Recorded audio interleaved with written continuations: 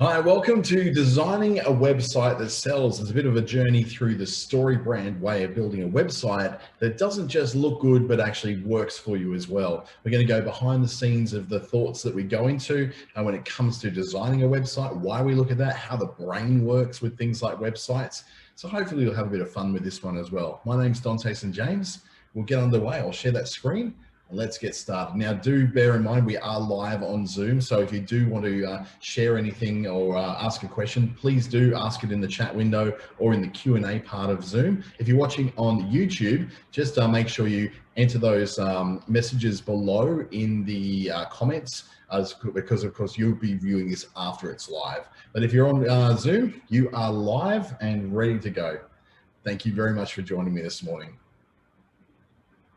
A quote from Donald Miller, who's the author of creating a story brand or building a story brand, which is what this whole method is based on, says that Alfred Hitchcock defined a good story as a life without the dull parts, life with the dull parts taken out. Good branding is much the same. Our companies and our businesses and our lives are complex for sure, but a good messaging filter will remove all the stuff that bores our customers and will bear down on the aspects of our brand that will help them survive and thrive. And this is certainly one of the big reasons why we know that by websites being bad is because we just get stuck in all the details. We often don't get past that. We don't get to the point where the customer becomes the center or the motivation for what we're doing.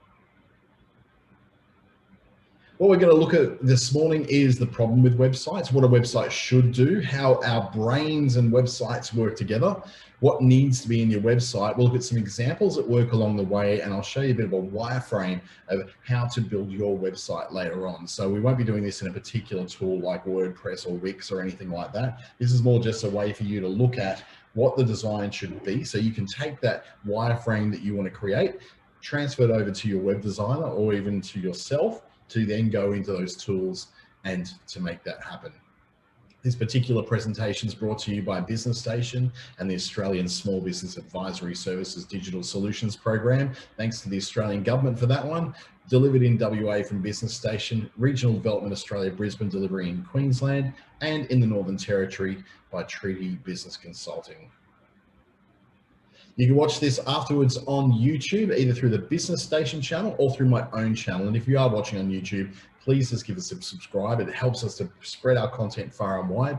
And you'll also be notified of when new stuff is coming in. That's on both channels. So also put the bell notification because it actually will notify you when things are available through your mobile or on your desktop.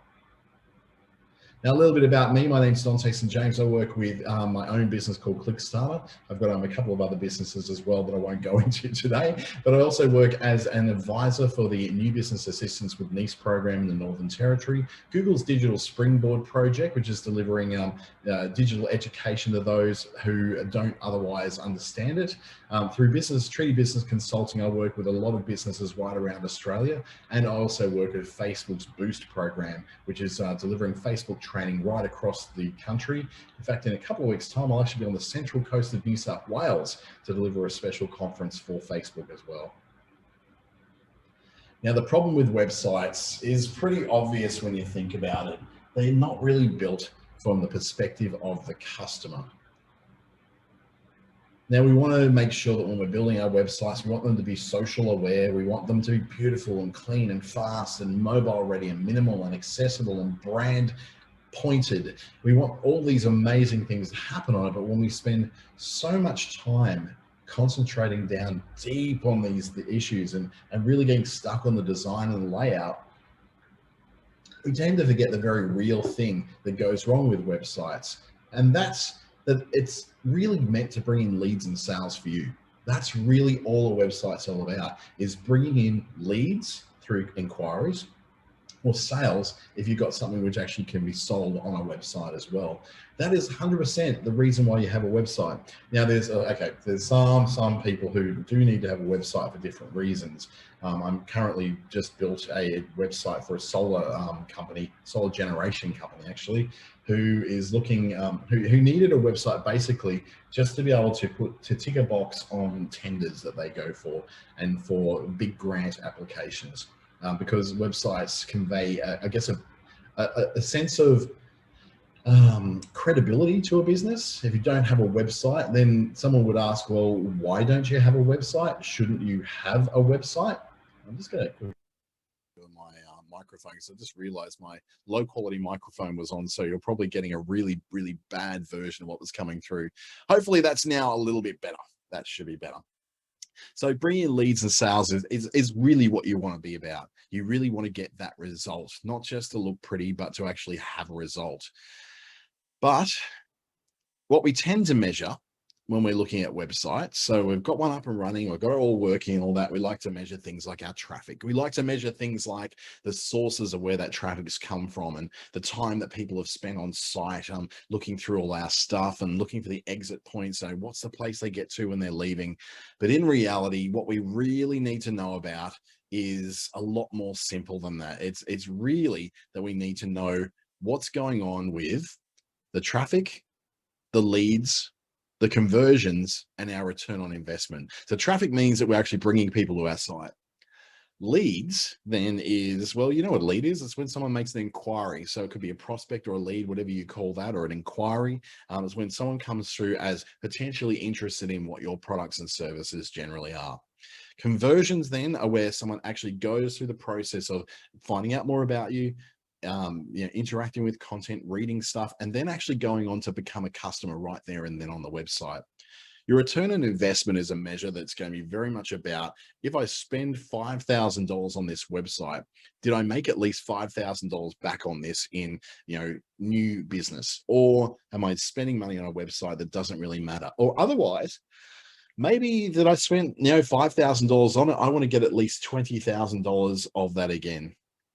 Just Kristen was looking for the YouTube channel, so I'll just quickly put in the names of those YouTube channels in the chat window there, which is Business Station, and then my own one, which is my name, Dante St James. So if you look for either of those, you'll find those particular YouTube channels really easily.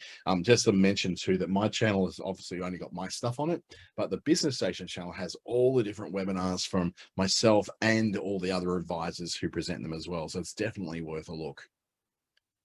At some point, instead of concentrating on what the outcome was of the websites that we wanted to have designed for us, we allowed web designers to go and design our businesses. And your website is your business. It's really so integral to what your business is that it essentially becomes the core of where your business is at.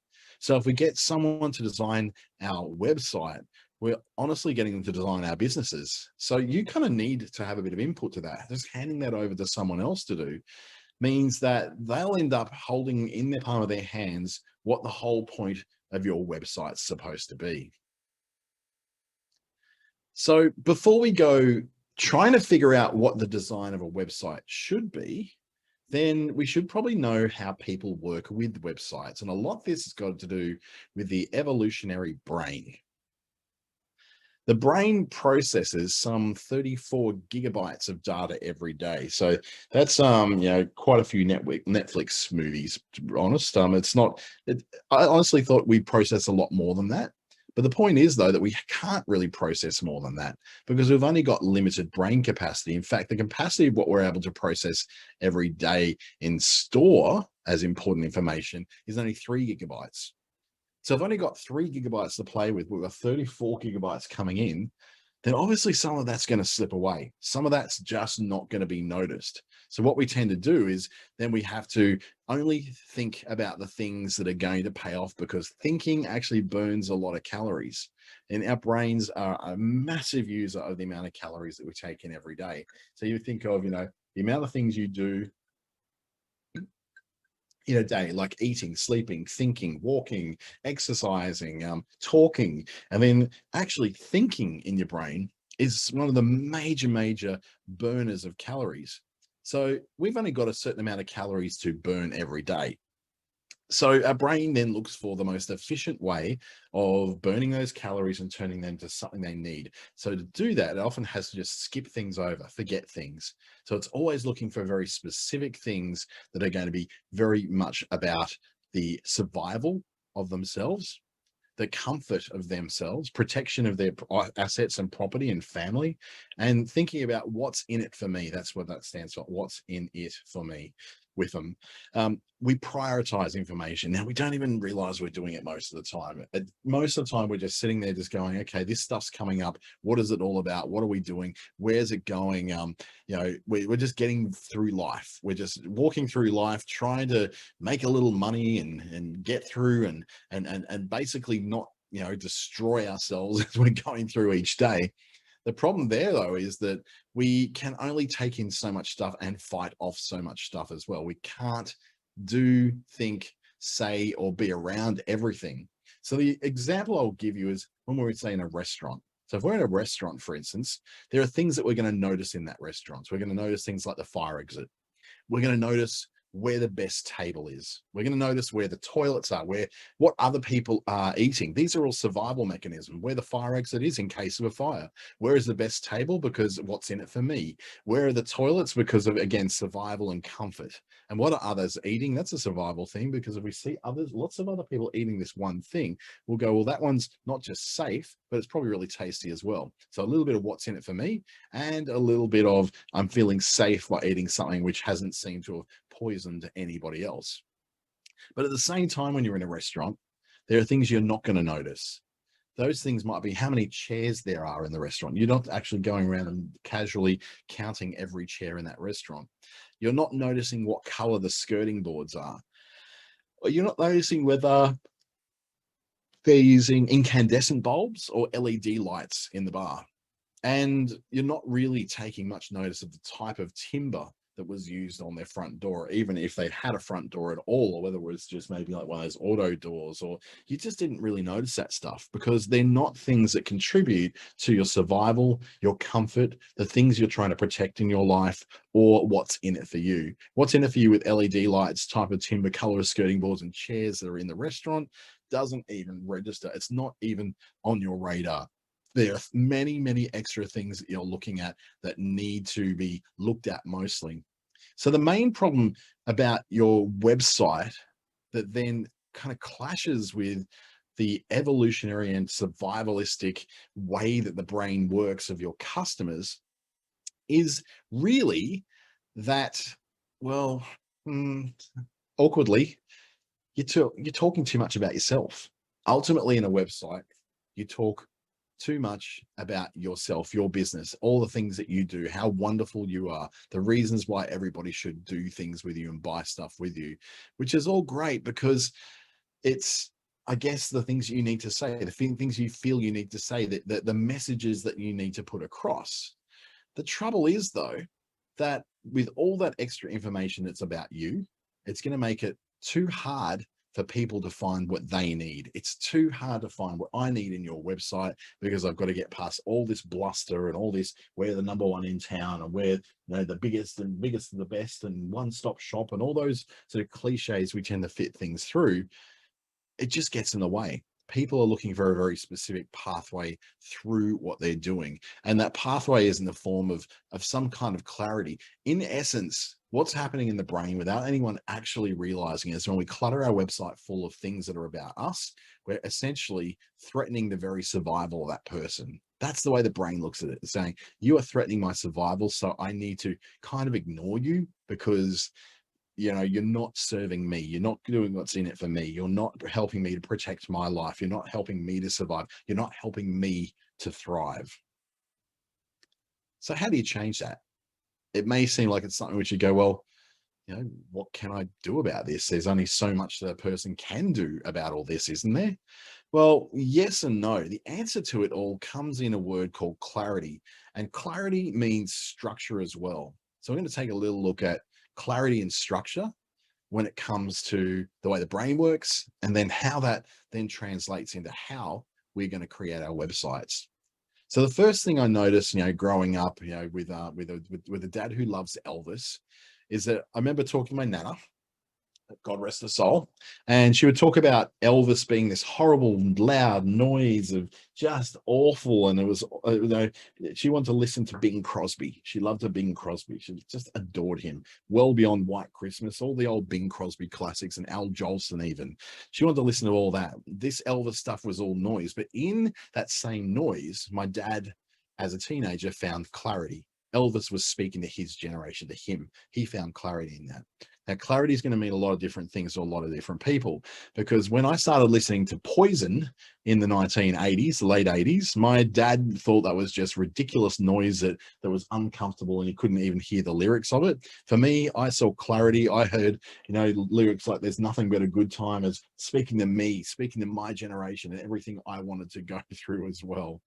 But then, of course, now I'm the one who's saying that Little Nas X is all just noise, and Generation Z look at him as speaking to their generation, as producing something that they can understand and that they can relate to. Noise and clarity are two very different things.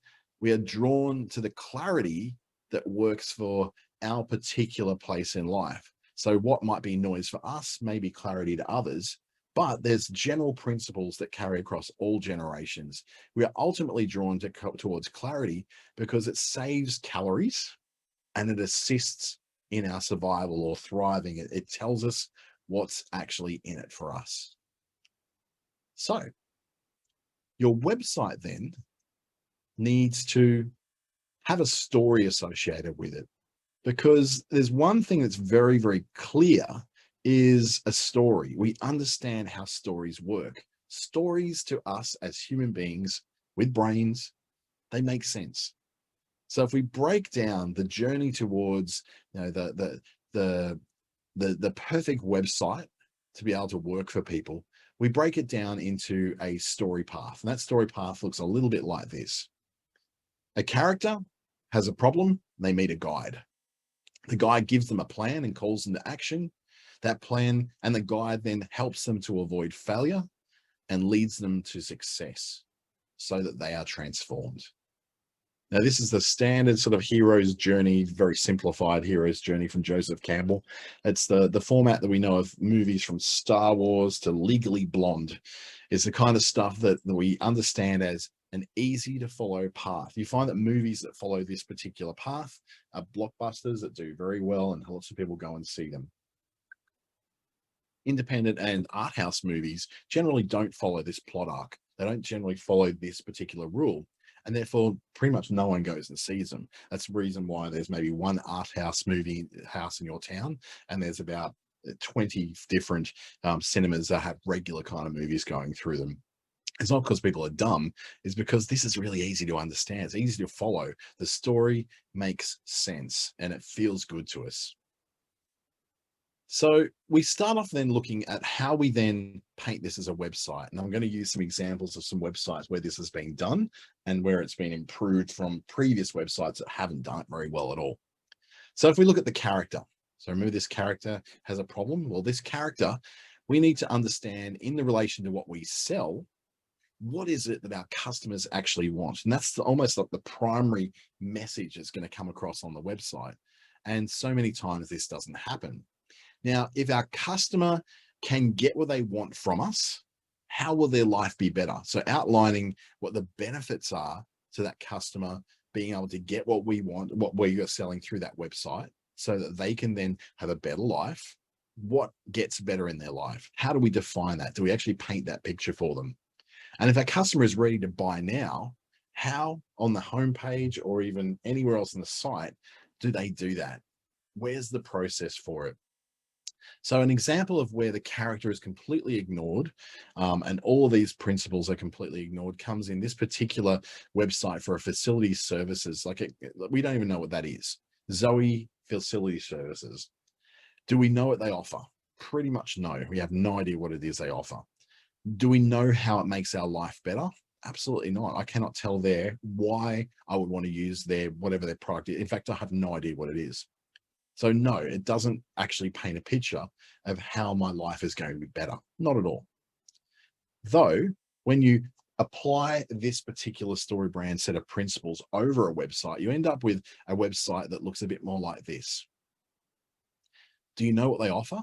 Yeah, this is the same business with a different website. Commercial cleaning services you can count on. Do you know how it makes your life better? Absolutely, because you get a clean you're proud of, and you get it as soon as 48 hours from right now. So you get a cleaner workplace, a cleaner business. It's abundantly clear what they offer, and how it actually impacts your life as a person. You're not burning a lot of calories to work out exactly what it is they're after. So this has gone through a lot of different humanizing impacts as well. Instead of a great big empty room with no one in it, we're looking at the kind of person that we're trying to appeal to. The facilities manager is looking to get a cleaner in to do their commercial cleaning on their property. So that's an example of how just a change of philosophy, a change of consideration to move from this is what we do, this is what we want to put across, this is the photo we want to use, usually stock photography. Now, what are we going to do to change that to something which people can understand what the offer is and how it impacts to make their life better? Then we move on to the second part of the story, which is the customer has a problem. So what problem are your customers experienced that they're driving them to look for a product or a service that's just like yours? And then ask yourself too, then how does that problem make them feel? So what we have here is there's an external problem. The external problem is the problem that's actually driving them to look for a product like yours. But what actually gets them to buy a solution that hopefully you're selling is how they feel about having that problem and how they hope they'll feel when they solve that problem. So let's start with a couple of really good screenshots from other companies. This is a drug testing company that works with businesses to test employees to make sure they're not on drugs. And they say drugs and alcohol hurt your company. It decreases productivity, poor company image when people are harmed by drug use. There's injury and workplace lawsuits can happen as well. These are really obvious things that show you why you shouldn't have drugs in the workplace and how you have a problem. You could have a problem with decreased productivity. Your problem is already you've got a poor company image. Your problem is that you've got an injury and workplace lawsuits out the wazoo, all coming about to cause you problems in your business. The poor company image thing is a very emotional thing. It's like, this is my business. This is something I've worked very hard on. Of course, I'm very emotional about this. The feeling I have is of betrayal almost when something like this happens. Likewise, when we look at a vet place, so they'll ask this question, say, is your cat or dog experiencing these problems? They've actually outlined the problems that the customer is having or the customer's dog is having or the cat. So they're actually just going straight away, straight to the core of the problem. Here is the problems that they might be experiencing. And you can assume that these are the problems that this particular vet can address as well. Next up, we move on to the part of the story where the customer or the character, they meet a guide. And that guide is helping you to connect. You are the guide. You are the guide. They're the hero of the story. So in what way can you relate to your customer? Now, you don't necessarily have to be similar in terms of having the same problem, but what is it that connects you and your customer together? What's the thing that you can show that you have some level of empathy for them? And then once you have found what connects you to the customer, what you've got in common, what is the area where you can have empathy for them? Then you ask, why should they be able to trust you to solve that problem for them? What are your credentials? What's your credibility when it comes to being able to solve that problem for them? So examples of this might be the software business, which is Flywheel. So Flywheel saying we've simplified the workflows for thousands of creatives. So they've got a solution that helps creative people who build things online to more adequately get a workflow through of sending that off for approval, getting it approved, sending it off to production, getting it approved in production, and then sent off to the place where it needs to be. Quite often works with video, people who work in video. So they are saying straight out, here's what we do. We've simplified the workflows for thousands of creatives. So we're saying that here's what we actually achieve, which is great. We're saying that, we're going beyond just the idea that we do something, but that we actually can relate to you. We know that you're having a problem with this. We know that you're having an issue with the whole point of being able to get your workflow done. So in some ways, we had this problem too, and we solved it. Now we want to share that solution with you. And they've got a few reasons there why they love the Flywheel platform. So this is a really good example of getting inside to the empathy of the core of the problem that the person's having, and showing them that you've actually been able to do this before. In fact, this shows credibility because you're saying we've simplified the workflow for thousands of creatives. So we obviously can do it for you too, since you're a creative as well. Another one would be somewhere where this is maybe a person who is all about consulting and teaching and coaching. And saying here, we teach entrepreneurs the steps they need to take to bring a physical product to life, from finding factories to building a brand identity to shipping your first orders. You will help to create the business and lifestyle you want. So what it is that we've done this for ourselves. Now we want to do this for you as well. And we've got credibility in it because we teach entrepreneurs already those steps. And we're here because we know that you want to build a business that creates a lifestyle that you're after. And we understand that because we are doing that exactly too. Another example is that same drug testing place we looked at before, where now we're looking at what are the credentials that mean that I can trust this drug testing place. Well, credentials are it's a retired police officer and drug recognition expert. Fantastic. That means I can trust them because the retired police officer knows all about this stuff. We can go with the business being in business since 2012. So they're not a fly-by-night operation. They've been around for a good 9 years in business. So they're obviously doing something right. And that they've done 21,000 drug tests already. So you know that this is not something they're doing for the first time.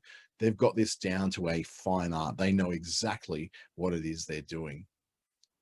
So now that we've got the credibility and we've connected enough with people to to show that we understand them, and we've got at least something in common with them because, you know, we've obviously been through this with ourselves, then we give them a plan. So what is the plan that we have in place that helps them to solve that problem? What are the steps they need to take?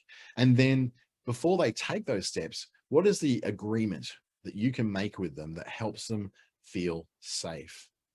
So let's look at a couple of examples in here. What are the 3 to 5 steps someone should take to reach their particular solution to this problem? So are there steps like step 1, step 2, step 3, step 4, that kind of thing? If so, it could look a bit like this. So this particular online car selling agency is saying, if you want to sell a car, we'll buy it. Just step in, bring in your car, let us appraise the car, let's have a look at it, see what it's worth, and then you'll get your offer.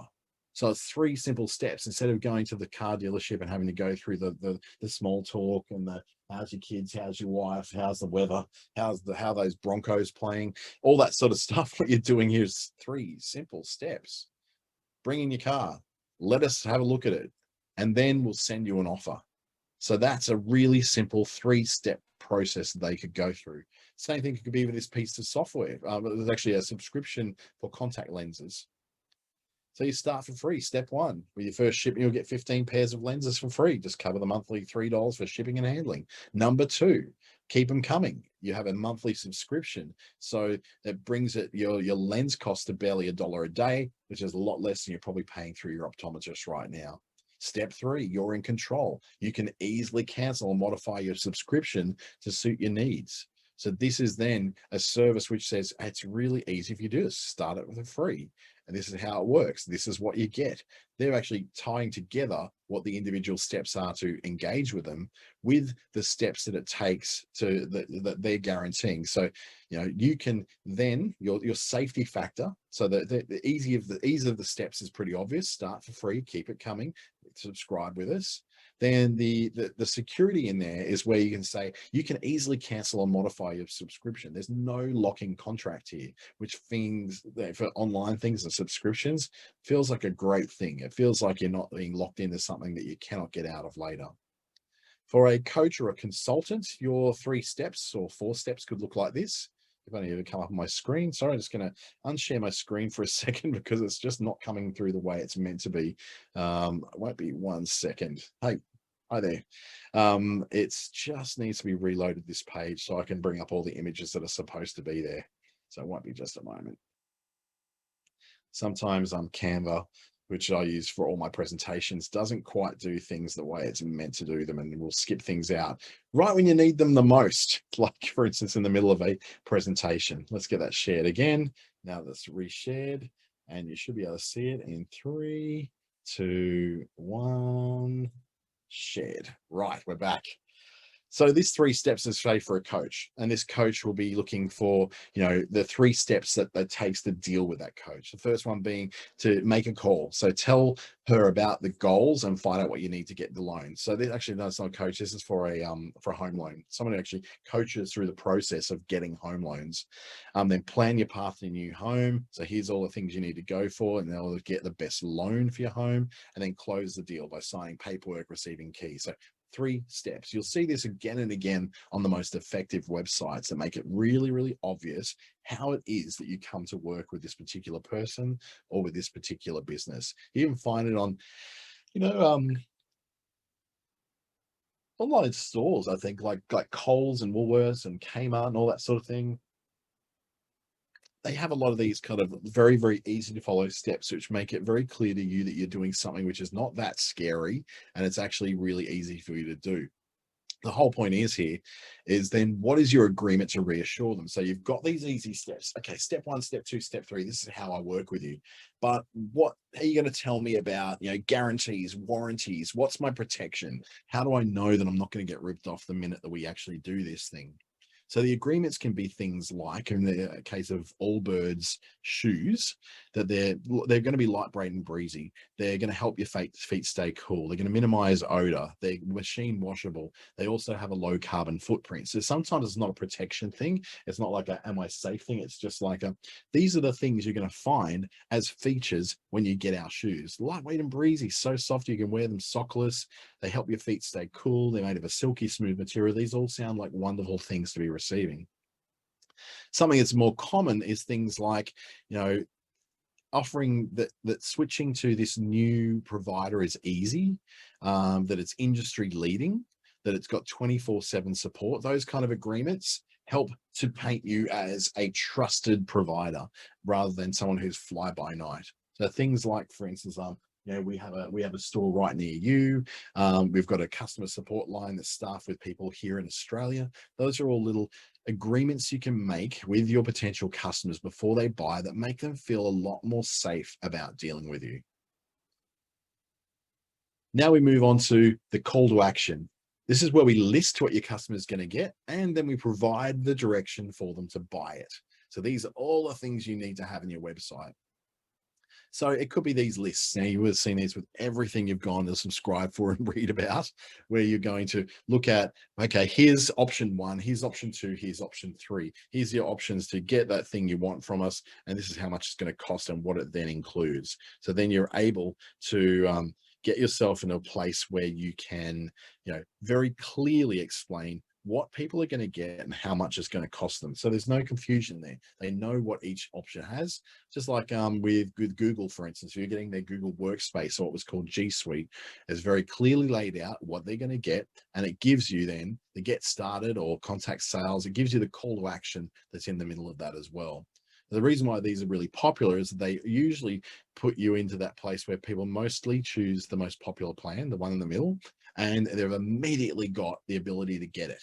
So they don't have to sort of necessarily go to sales unless they're going to be buying this for hundreds and hundreds of staff, like, 250 staff who may want to attend video meetings all at once. Now that we understand what the call to action is and the customer knows what they're going to get, now we need to go that one step further and help to assure them that we're helping them to avoid failure. Now, if people don't buy what you're selling, what will they have to keep putting up with in their life? Remember, they came to you for a reason. They came to you for a purpose. They came to you because they had a problem. What is it that doesn't get resolved in their life if they don't buy what you're selling to solve that problem? And what things that might actually get worse if they don't buy from you? Are there things in their lives that are actually going to not just get worse, but they're actually going to get significantly worse? Is there things that they simply should be doing that they're not doing if they don't buy from you? So have a think about that, because we want to know what the success is as well. So going back to, some of those things that avoid failure.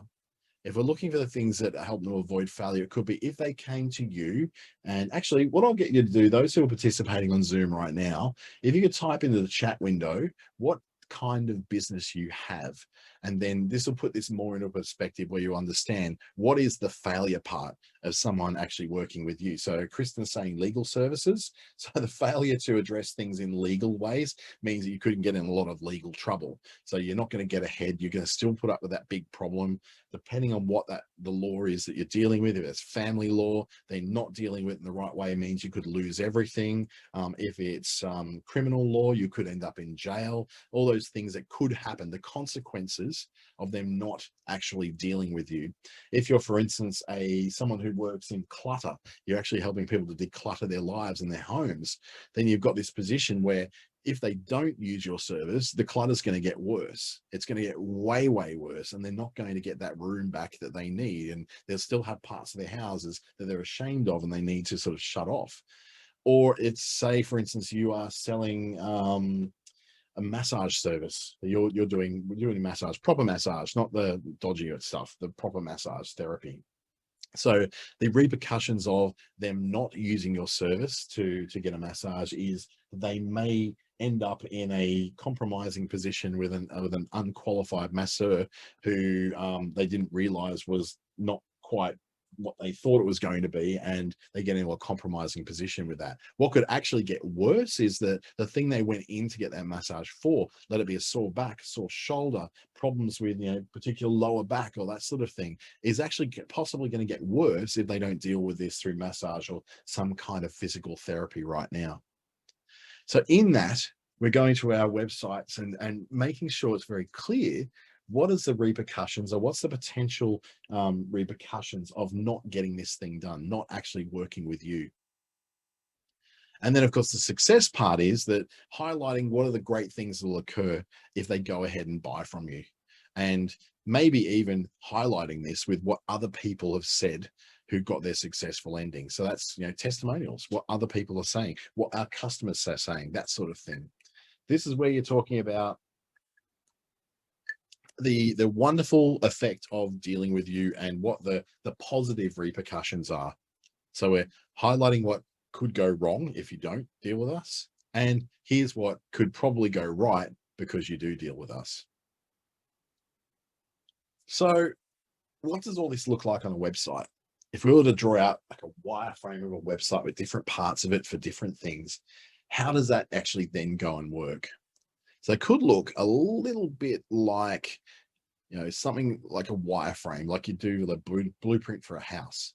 So you're producing a wireframe, and it's basically a mud map of what goes where as part of your customer's journey through. Remember, the customer's going through this journey, this story through your website.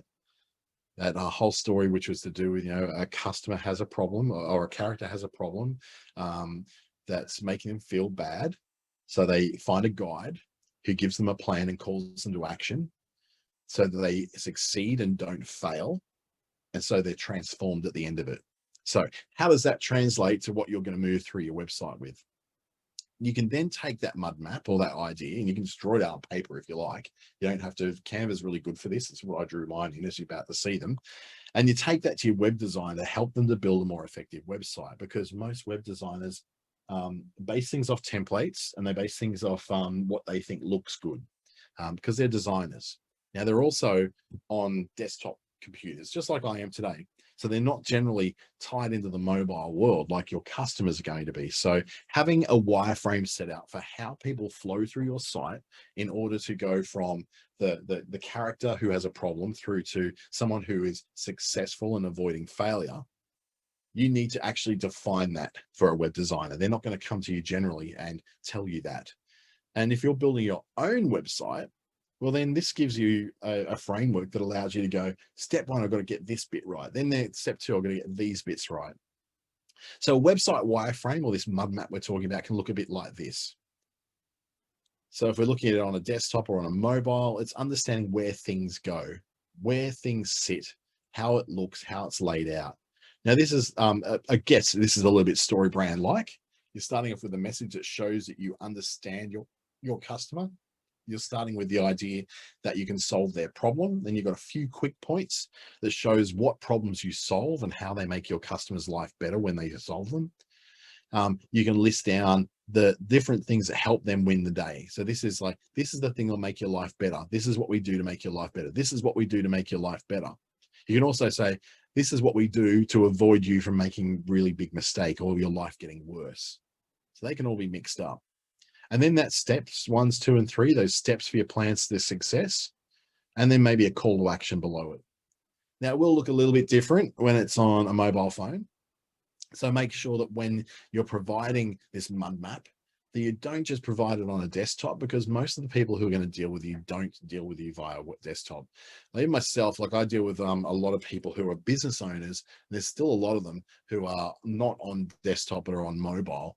If I even pop into my analytics, I can actually see at any stage, whether they are mostly mobile users or mostly desktop users. Now mine happen to be about 50-50. So if I look at my, I know you can't see it on screen at the moment, I'm just going in to have a quick look at it. So I've had 2,100 people visit my site in the last 7 days. And in that, I can look at, what they're actually viewing it on. So if I look at their behavior or their acquisition, where are they coming from? What kind of stuff are they using? So my audience is using, let's see, mobile. So we look at overview of mobile. Should probably just share the screen so I can show you where all this is, so you can actually tell what your percentage of people are. So what it is, there's 64, actually, it's actually gone up for me. So I'm just going to share my other screen and show you. In my 2,100 visitors, I get to my Clickstarter website every week. Let me find the right sharing screen. Share now over to this one. So I'm in Google Analytics at the moment. So in my Google Analytics, I can see that out of the 2,100 people who have used my website, I can see that 64.71%, I'll zoom in on there, 64.71% of them are mobile users and 35% are desktop users. Now, only 6 months ago, it was about 50-50. So that's changed significantly. A lot of that reason is because I'm getting a lot of traffic in from Indonesia, and Indonesian people don't tend to own a lot of laptops. They tend to do everything on their mobile phone. So the very big difference. And what surprised me, only one tablet user. So I'm not attracting people on tablets at all, people who are sitting on their lounges and all that. So that tells me then that I really have to make sure that I'm designing my site with things in mind that my customer is going to have. And the majority of my customers are on mobiles. So I need to go and look at my website and go, what have I done to ensure that people can find it easy to use my website on a mobile? So I'm going to pop over to my website now, and I'll be able to share my screen with you. And I'll give you a nice little trick that actually lets you know what your website will look like when you see it on a mobile phone, even though you're sitting on a desktop at a computer right now. So let's share that screen again. Where's my little sharey screeny thing? Things have gone missing. Where are you, Zoom? You've gone missing on me. There we go. Stop share and share again. Apologies for this. There's a lot of sharing around. I've got 4 screens connected at the moment. It's a little bit crazy over here. Okay, so this is my Clickstarter website. So I've got my little message there. What have I done here to look? So look, I've got some of the things that I solve the problem of. Here's my 4 steps. Who's the people I'm helping? So that's part of that thing of making people know that they're doing it. Here's a bunch of packages and a call to action. So you can see I've brand storied my own site, and I will not lie to you, the result has been phenomenal. So I've gone literally from having maybe 50 people visiting my site a week. And I've now got, as you saw my analytics, I'll pop there again, I've got over the last 7 days. So let's go back out to my home. Over the last 7 days, there's 3 people online right now, I'm one of them, 2,100 people over the last 7 days. So it's gone through the roof because I've made a site that's so much easier for people to be able to read. And I can go down and see that there's a couple of articles that generate a lot of that traffic, but a lot of it just goes straight to my homepage. So I want to make sure my homepage is super specific about what it is I do. And I'm not worried about, what those particular things are that I'm doing that people aren't understanding it. So if I go back to the website, you can now see that. Now, if you're on Google Chrome, and I know that Firefox does this to a degree as well, if you right click somewhere on that website and go inspect will then open up this panel on the right. If you click on at the very top, the device toolbar, that will allow you to see what your website looks like on different devices. So I can choose, that's what it looks like on an iPhone. So let's just go for like maybe a Galaxy S5. So I can now see what this website looks like on a Samsung Galaxy S5. So you can see I've made everything very simple in blocks and buttons. So it's not concentrating too much on the photos. It's concentrating on what's really easy to read. So in here, for instance, this font is too big. That's a problem I've got with that site already. So that's something I need to address. These things are looking all fine. They seem to work. I've got my little chat here so people can chat with me through Facebook and actually make inquiries directly from the website. And then everything else is in there that seems to work fine. I can book a call now and see how that works on a mobile because it goes to an external service that's connecting through to the external service. Does that work on mobiles? It looks like it does. Yep. 20-minute scoping call. Are you a resident of Australia or New Zealand? If I go no, then it's going to take me to a page which is explaining that I can't actually deal with these people because we don't currently operate in their country. They only operate in certain countries at the moment. So that's telling me that I've got some work to do on my mobile, but you'll see though that it makes sense. Like it's not hard to use. The StoryBrand process still works as you're moving through that website. If I hop out now and look at what it looks like on a full desktop again, then you'll see that it's not drastically different. It's just things are positioned a little differently. So it just sort of lays out for a horizontal experience rather than a vertical experience. So I'll stop sharing over there and we'll have a look at a bit more of a general mud map. There's something that you might be able to take on and even screenshot if you like, that'll help you to, I guess, build your own. So you can start to build what your particular mud map's going to look like or what your wireframe is. I should stop calling it mud map. It is a wireframe. So the wireframe could look a bit like this. So this is just a desktop version, for instance. So we start off with the normal stuff, the logo and the buttons at the top that are representing a menu of some kind. Then there's a specific message that you can go through. Now there's a StoryBrand process I usually do every month on a webinar called Creating a StoryBrand for Your Business. And I've already done this month's one, I think. So yeah, I have. So I'll be doing one again in June. And what it is, it helps you to untap what that message is, that message that shows you understand your customer and can solve their problem. And then what those small, quick points would be. So this is very much like the other one we looked at. So as we go down the page, we show them, okay, this is how we help you. These are the things we do to make your life better. Then we've got the individual steps towards how to engage with how people will engage with you. And under that, you can have a call to action. It says, here's how you engage with us, start here. So they can actually start that process from right then if they're feeling good. But if they still need a bit more convincing, then we've got our, here's what you'll get. So this is where we're talking about that they are looking to avoid failure and they wanted a little bit of reassurance of what it is they exactly get as part of that.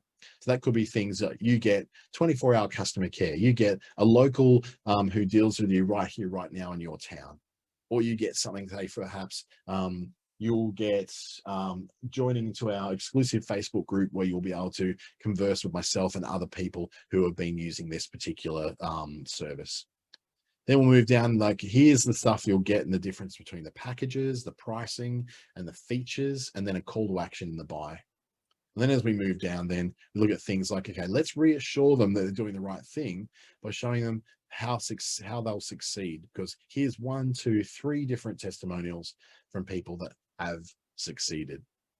So the very basic flow, your customer has a problem and it's a problem you can solve through a guide who helps them win the day and gives them a plan for success and maybe even a call to action in there that helps them be reassured that they can win and not fail because they've got the backing here that shows them that they'll win and not fail. So by applying a story, it sounds really like whenever we do the story thing, it always sounds really airy-fairy and really bit woo. But there's a reason why we use stories for lots of things in marketing. And simply because we understand stories. They're ingrained into us as human beings. Stories are how we share, the background of where we came from. Stories are forming who we are. It doesn't matter what culture you're in. So if you know all that stuff, then we go, well, it makes sense that we bring the story over to our digital platforms. And there's many, many stories you can tell. This is just simply a sales story that explains to a customer that you know who they are and you know they've got a problem and you understand it. You have empathy for them and that you have the solution. Now, another section that might sit underneath all this is something that gives more credibility. So the testimonials give a lot of credibility, but underneath that, you may have the badges of the memberships that you have or the qualifications you've done.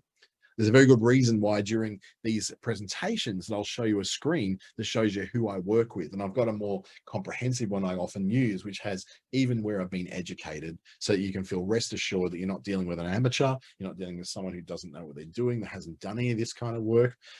That's why I even show you my own website to show you that, I'm not just preaching this message, I do it myself and I've had results. I started up a brand new website called The Small Marketer only 4 weeks ago. And I use the brand story idea to get people across it, but in my marketing, because the website itself doesn't do that, because it's a news website. It's not actually a service website. So I had to use the same techniques to get people to go to that website to show you that, I've got an authority to speak about this. So what is the message that shows that you understand your customer and can solve their problem? What are the individual things that you help your customer to win the day with?